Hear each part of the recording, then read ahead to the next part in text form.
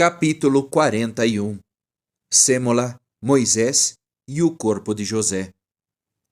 Sêmola era uma filha ilegítima de Faraó. De mãe judia, e embora instruída e educada na astrologia egípcia, era muito afeita aos hebreus. Ela foi a primeira a descobrir que Moisés não era filho de Faraó, embora fosse educado na corte.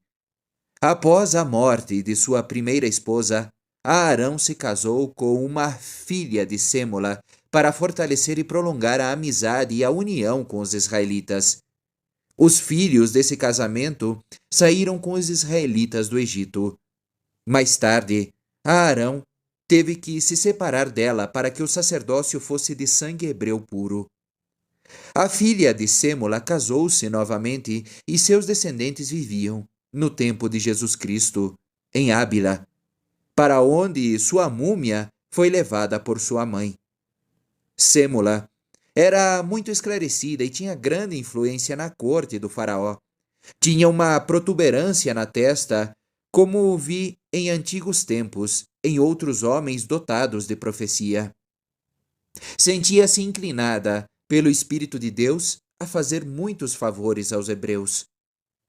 Na noite em que o anjo exterminador passou, matando os primogênitos, Sêmola saiu coberta, com Moisés, Arão e outros 3 israelitas, e se dirigiu a um local onde havia 2 colinas sepulcrais, separadas por um canal e ligadas por uma ponte. O canal se estendia entre Mênfis e Gossém, no rio Nilo. A entrada do monumento sepulcral estava sob a ponte, mais profunda que a superfície das águas, e era necessário descer por escadas que começavam na própria ponte. Sêmola desceu sozinha com Moisés e, escrevendo o nome de Deus em um pergaminho, o lançou às águas, que se dividiram, revelando a entrada do monumento. Bateram na pedra que fazia de porta, e ela se abriu por dentro. Então chamaram os outros homens. Moisés amarrou as mãos deles com sua estola e fez com que jurassem guardar o segredo. Após o juramento, soltou as mãos deles, e todos entraram no monumento, onde acenderam luz. Via-se lá muitas outras salas e figuras de mortos. O corpo de José e os restos de Asenate estavam em um monumento egípcio, em forma de touro, feito de metal, que brilhava como ouro apagado. Levantaram a tampa, e Moisés tomou o mistério do esqueleto de José. Ocultou-o em um pano e o entregou a Sêmola, que o levou escondido entre as roupas de seu vestido. Os outros ossos foram amontoados sobre uma pedra e acondicionados em panos para serem levados pelos homens. Agora que os restos de José e o mistério consigo estavam prontos, os filhos de Israel podiam sair do Egito. Sêmola chorava de alegria. O povo estava cheio de alegria também. Moisés fixou na ponta de seu bastão uma relíquia do corpo de José. Esse bastão terminava em um níspero com folhas em torno. Não era o mesmo que ele lançou na presença do faraó e que se transformou em uma serpente. Este era oco por cima e por baixo, de modo que as partes superiores e inferior podiam ser removidas ou ajustadas conforme desejado. Com a parte inferior, que me pareceu ser de metal, Moisés tocou a rocha como se escrevesse algo sobre ela. A rocha se abriu ao toque dessa ponta e a água brotou. Onde Moisés tocava com a ponta de seu bastão, na areia, e escrevia algo, a água brotava. A parte superior, em forma de níspero, podia ser removida ou inserida, e ao contato dessa parte, o Mar Vermelho se dividiu em 2 partes. Desde a morte de José até a saída do Egito, se passaram 160 anos, segundo o nosso modo de calcular. No Egito, usavam outro sistema para calcular as semanas e os anos. Isso me foi explicado várias vezes, mas agora não consigo reproduzir a explicação. Enquanto os israelitas permaneceram no Egito, Tinham apenas tendas em vez de templos. Para o altar, erguiam um de pedras, derramavam óleos sobre ele e ofereciam geralmente trigo entre os vegetais e cordeiros entre os animais. Enquanto ofereciam o sacrifício, cantavam e rezavam. Capítulo 42. Melquisedeque, Eliseu e o sacerdócio. Sempre vi Melquisedeque como um anjo sacerdotal e figura de Jesus, sacerdote da terra. Assim como o sacerdócio está em Deus, Melquisedeque era sacerdote segundo a ordem eterna. Vi que ele foi enviado à terra para preparar, fundar, edificar e separar as raças dos homens e estabelecê-las sobre a terra. Vi as obras de Enoque e de Noé e sua importância para manter os homens no bem. Mas também vi, ao lado disso, a ação incessante do poder das trevas e do inferno com suas 1000 formas e manifestações de uma idolatria terrena, carnal e diabólica, e dessa idolatria nascer e se reproduzir uma série interminável de outros pecados e corrupções de formas semelhantes, como se fosse uma necessidade interna das coisas. Vi os pecados e as derivações e figuras dessas reproduções que, conforme sua espécie, eram das mesmas formas que seus causadores, como no princípio o homem foi imagem de Deus. Assim, me foi mostrado tudo isso desde Abraão até Moisés, e de Moisés até os profetas, sempre em relação e em imagens de coisas que chegavam até nossos dias. Aqui me foi mostrado, por exemplo, porque os sacerdotes de agora já não curam nem ajudam nas doenças, e me foi ensinado porque não conseguem, ou conseguem em grau muito diverso. Me foi mostrado este dom do sacerdócio entre os profetas e a causa de sua forma de agir. Vi, por exemplo, na história de Eliseu, quando deu seu bastão a Geazi para colocá-lo sobre o menino morto da mulher de Sumã. No bastão estava a força de Eliseu, e encerrada nele a força de uma missão espiritual. O bastão era como um braço à distância. Com essa história, vi a razão interna da força do báculo dos bispos, do cetro dos reis e seu poder, enquanto mantido pela virtude da fé que o liga ao enviado e o separa dos demais que não são tais. No caso de Geazi, vi que ele não tinha fé suficiente e a mãe do menino acreditava que somente Eliseu poderia ressuscitá-lo. Assim, entre a figura de Eliseu, que era de Deus, e o bastão do profeta, se interpôs a dúvida. Devido à visão e sensação humana, o bastão de Eliseu não pôde agir por causa dessa interposição humana. Depois, vi Eliseu deitar-se sobre o morto, mão com mão, boca com boca e peito com peito, em fervorosa oração, até que a alma voltou ao corpo do menino morto. Me foi mostrada, nessa ocasião, a semelhança dessa obra e sua relação com a morte de Jesus na cruz. No caso de Eliseu, abriram-se pela fé e pelo poder de Deus as fontes da graça e da reparação do homem, encerradas pela culpa e pelo pecado, cabeça, peito, mãos e pés. Eliseu se deitou, como uma cruz vivente e figurativa sobre a cruz morta e caída do menino morto, e, mediante sua oração e fé, trouxe a vida e a saúde ao menino, e reparou e pagou pelos pecados que os pais haviam cometido com cabeça, mãos, pés e coração, ocasionando a morte do menino. Vi em tudo isso uma imagem da morte de Jesus na cruz e suas feridas e chagas, e como há uma admirável e inexplicável harmonia nisso tudo.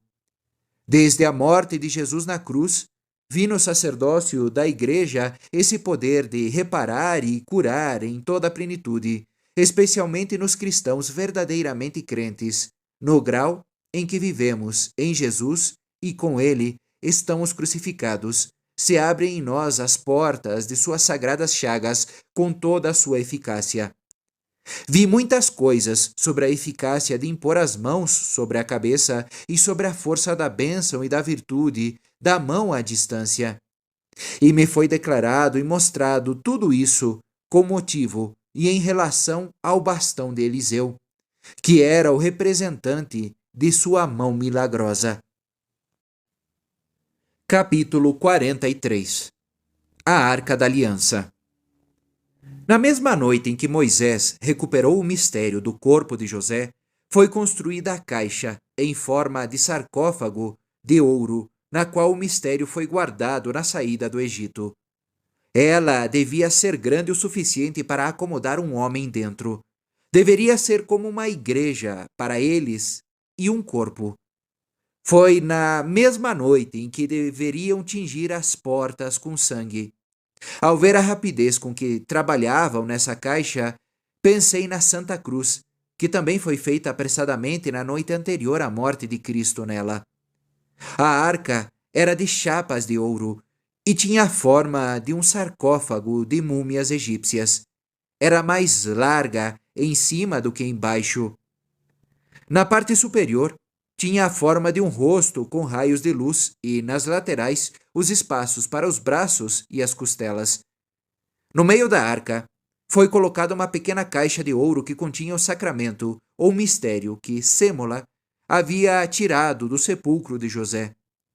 Na parte inferior, foram colocados vasos sagrados e as taças dos patriarcas, que Abraão havia recebido de Melquisedeque e herdado com a bênção da primogenitura. Assim era o conteúdo e a forma da primeira arca da aliança, que estava coberta com um pano vermelho e por cima outro branco. Apenas no Monte Sinai foi construída a arca de madeira, revestida de ouro por fora, na qual foi encerrado o sarcófago de ouro com o sacramento ou mistério. Este sarcófago não chegava a atingir a altura total da arca e também não era tão longo quanto ela.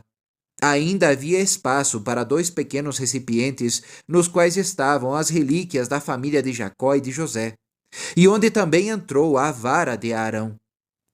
Quando esta arca da aliança foi colocada no templo de Sião, sofreu alterações em seu interior. O sarcófago foi retirado e substituído por uma figura pequena do mesmo, feita de um material branco. Desde pequena, eu via muitas vezes a arca e tudo o que ela continha por dentro e por fora, assim como as coisas que eram adicionadas. Costumavam colocar dentro todas as coisas sagradas que conseguiam. Apesar disso, não era pesada, pois podia ser transportada facilmente. A arca era mais longa do que larga. A altura era igual à largura. Tinha uma moldura saliente na parte inferior, como um pé. A parte superior tinha uma decoração de ouro muito artística, de meio côvado de comprimento. Apareciam ali pintadas flores, volutas, rostos, sóis e estrelas. Tudo estava muito bem trabalhado e não se destacava muito sobre a borda superior da arca. Embaixo, nas extremidades dos lados, havia 2 anéis onde se colocavam os paus das andas. As outras partes da arca estavam adornadas com toda sorte de figuras de madeira colorida, madeiras de acácia e ouro. No meio da arca havia uma pequena portinha, que quase não se notava, para que o sumo sacerdote pudesse tirar e colocar novamente o sacramento ou mistério quando estava sozinho, para abençoar ou profetizar. Esta porta se abria em 2 partes, para dentro, e era feita de tal maneira que o sacerdote podia meter a mão. A parte onde corriam os paus das andas estava um pouco elevada, para deixar a porta descoberta. Quando ambas as folhas se abriam para dentro, abria-se, ao mesmo tempo, o recipiente dourado cercado de cortinas, como um livro, mostrando o sacramento ou mistério que ali estava. Sobre a tampa da arca se erguia o trono de graça. Era uma placa coberta de ouro que continha ossos sagrados, do tamanho da própria tampa, sobressaindo um pouco dela. De cada lado estava fixada com 4 pregos de madeira de acácia que entravam na arca e de tal maneira que era possível, através deles, ver o interior. Os pregos tinham cabeças como frutas. Os 4 pregos exteriores fixavam os 4 lados da arca. Os 4 inferiores se perdiam dentro dela. De cada lado do trono da graça estava fixado um querubim do tamanho de uma criança. Ambos eram de ouro. No meio deste trono de graça havia uma abertura redonda, como uma coroa, e do centro subia uma haste que terminava em uma flor de 7 pontas. Nesta haste repousava a mão direita de um querubim, e à esquerda de outro, enquanto estendiam as outras 2 mãos. As asas direita de um e esquerda de outro se uniam elevadas, e as 2 asas restantes caíam sobre o trono de graça. As mãos estendidas dos querubins estavam em posição de advertir e avisar. Os querubins estavam sobre o trono de graça apoiados com um joelho. Os outros se destacavam da arca. Seus rostos e olhares estavam voltados para fora do santuário, como se temessem olhá-lo. Usavam um vestido apenas, cobrindo metade do corpo. Em longas procissões, costumava-se retirá-los de cima da arca e transportá-los separadamente. Eu vi que em cima, onde terminava a haste em 7 pontas, os sacerdotes queimavam no fogo uma substância escura, como um incenso sagrado, que retiravam de uma caixa. Eu também vi que, frequentemente, raios de luz saíam de dentro para fora da haste e outras vezes raios de luz desciam do céu que estavam dentro. Outras vezes, luzes nas laterais indicavam o caminho a ser percorrido nas peregrinações. Esta haste entrava no interior da arca e tinha suportes, de onde estavam suspensos o vaso de ouro do sacramento ou mistério e sobre ele as 2 tábuas da lei. Diante do sacramento pendia um vaso do maná. Quando eu olhava para o interior da arca de um lado, não podia ver o sacramento. Eu sempre reconhecia e via a arca como uma igreja, o mistério como um altar com o sacramento, e o vaso com o maná me parecia a lâmpada diante do Santíssimo. Quando ia à igreja sendo criança, eu explicava as coisas que via ali em relação ao que tinha observado na Arca da Aliança. O mistério dela me parecia o Santíssimo Sacramento do altar. Só que não me parecia tão cheio de graça, mas mais misturado com temor e reverência. Produzia uma impressão mais de medo e temor do que de amor e graça. Mas sempre me parecia muito santo e misterioso. Eu achava que estava na arca tudo o que é santo, que nossas coisas santas estavam nela como um germen, como numa existência futura, e que o sacramento da arca era o mais misterioso de tudo. Parecia-me que a arca era a fundação do sacramento do altar, e este o cumprimento e a realidade. Não consigo expressar melhor. Esse mistério estava oculto para os hebreus, como o sacramento do altar está para nós. Eu sentia que apenas poucos sacerdotes sabiam o que era e que poucos, por iluminação do céu, sabendo-o, o usavam. Muitos ignoravam e não o usavam. Era como conosco, que ignoramos muitas graças e maravilhas da Igreja, e como até nossa eterna salvação se comprometeria se estivesse apenas fundamentada na força e no entendimento humanos. Mas nossa fé está fundamentada sobre uma rocha. A cegueira dos judeus me parece sempre digna de ser lamentada.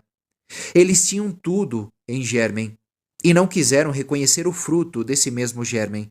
Primeiro tiveram um mistério, era como o testemunho, a promessa, depois veio a lei e por fim a graça.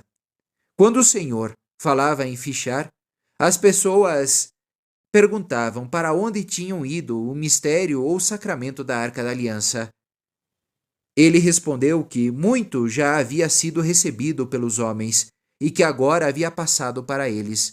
Do mesmo modo que já não existia, podiam reconhecer que o Messias tinha chegado. Capítulo 44. Joaquim recebe o mistério. Eu vejo esse sacramento ou mistério na forma de um invólucro, como uma capacidade, um ser, uma força. Era pão e vinho, carne e sangue, era o germen da bênção e da descendência, antes do pecado. Era a existência sacramental da descendência. Antes do pecado, que foi guardando para os homens na religião e que deveria tornar-se cada vez mais pura pela virtude, até chegar a Maria, na qual deveria completar-se, para nos dar, por obra do Espírito Santo, o tão esperado Messias, nascido desta pura Virgem. Noé plantou a vinha, e isso já foi uma preparação. Aqui havia já algo de reconciliação e proteção. Abraão recebeu este mistério na bênção, e eu vi que transmitiu esse sacramento como uma coisa real, como algo substancial. Ficou como um segredo de família. Por isso se explicam as grandes prerrogativas que trazia o direito da primogenitura. Antes da saída do Egito, Moisés recebeu este mistério e, como antes tinha sido um segredo de família e de religião, passou a ser mistério de todo o povo. Entrou na Arca da Aliança como o santo sacramento do altar no tabernáculo, como na custódia.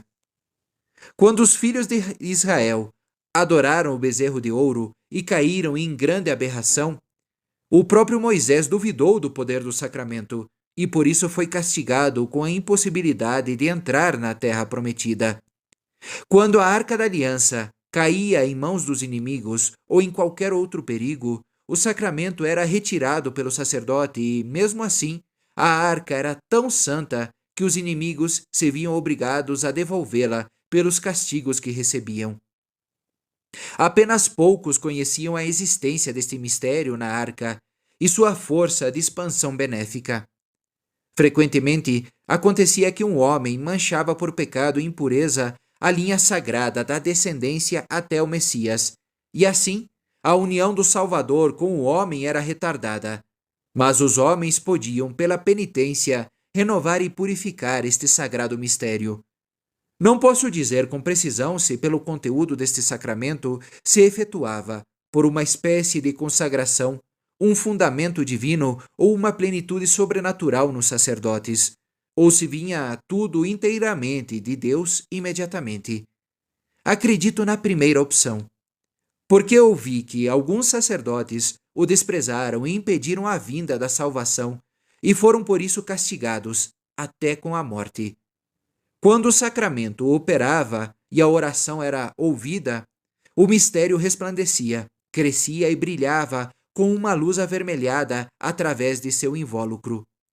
Esta bênção do mistério aumentava ou diminuía conforme os tempos, a piedade e a pureza dos homens.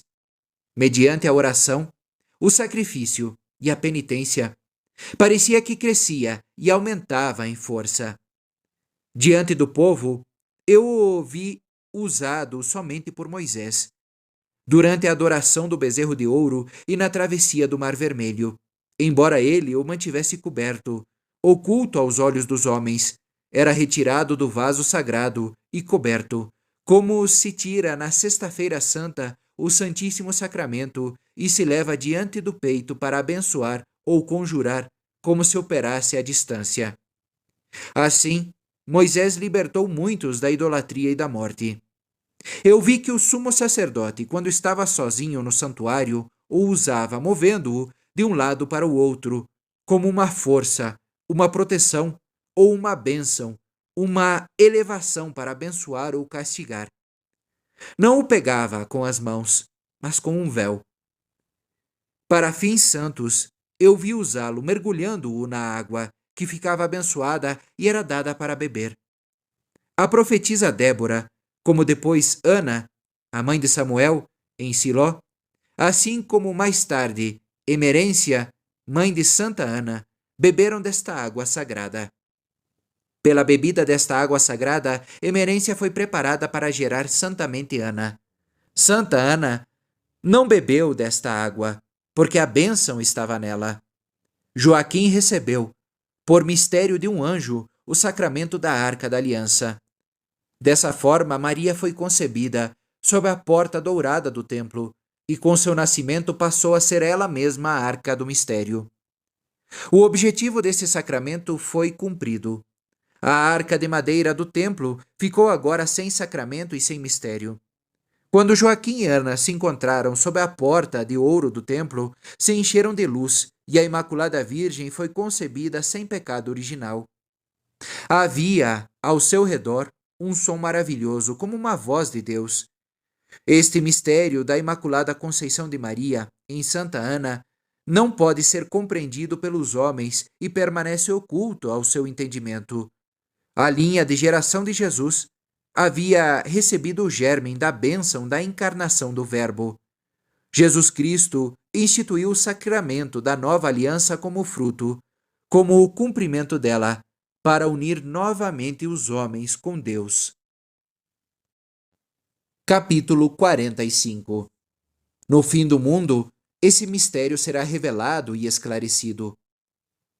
Quando Jeremias, antes do cativeiro babilônico, fez esconder a Arca da Aliança com outros objetos sagrados no Monte Sinai, o mistério já não estava dentro dela. Apenas a embalagem do mistério foi escondida com a Arca da Aliança. Jeremias conhecia a santidade do conteúdo e muitas vezes quis falar sobre isso aos homens, assim como sobre a perversidade do povo que o desonrava. Mas o profeta Malaquias o impediu de seu intento e retirou o mistério de lá. Através desse profeta, o mistério chegou aos essênios mais tarde e, por um sacerdote, foi de novo para a arca feita posteriormente. Malaquias foi, como Melquisedeque, um enviado de Deus. Eu nunca o vi como um homem comum e ordinário.